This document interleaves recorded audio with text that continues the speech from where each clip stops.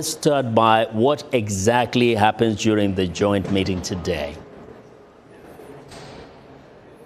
Absolutely. So really, this is an all-day event here for Congress. So first, the United States House of Representatives and Senate will meet separately in a quick meeting, which is happening right about now, for just a quick overview of the day's agenda. And now, really, this whole day's agenda will be the certification of the election. And so, about 1 p.m. local time, Eastern Standard Time, the U.S. House of Representatives and the Senate will convene in the House chamber to certify the election results. And so, what that certification actually means is that the Electoral College of votes, which are votes that were given by the states to on behalf of their populations to now going to the United States Congress, will then be certified by both those houses. So they are brought in actually physically in boxes, and they are read aloud, each state one by one, to the entire House and Senate chambers. And so they will then certify them and confirm that each state was in fact the present victor for the 2024 election.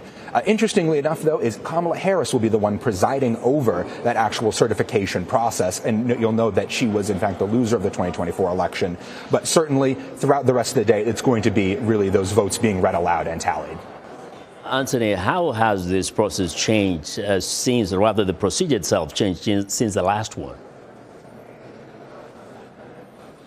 Certainly. So, as you remember and as you mentioned in the intro, in 2021, supporters of Donald Trump had tried to object to the certification results 4 years ago.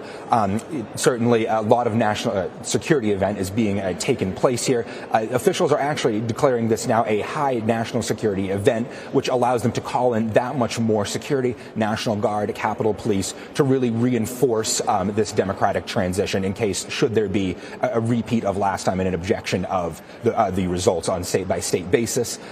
Certainly, as President Jimmy Carter will be coming in, lying in state here. There will be a presidential funeral happening later this week. There was an attack in New Orleans actually earlier this week, certainly too. So a lot of things to worry officials, but by that designation of a high-level security event, this will give officials all the more preparation, all the more resources they need to really conduct this peaceful transfer of power without any problems. Now, what's next? What are the next steps for Congress and the incoming administration?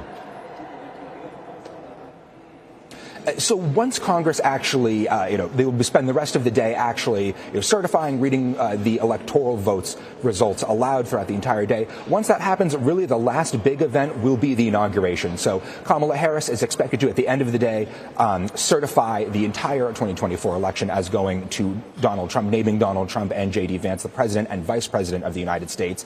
But then actually at the inauguration, they will be sworn in as the president and vice president of the United States, replacing President Joe Biden and Kamala Harris.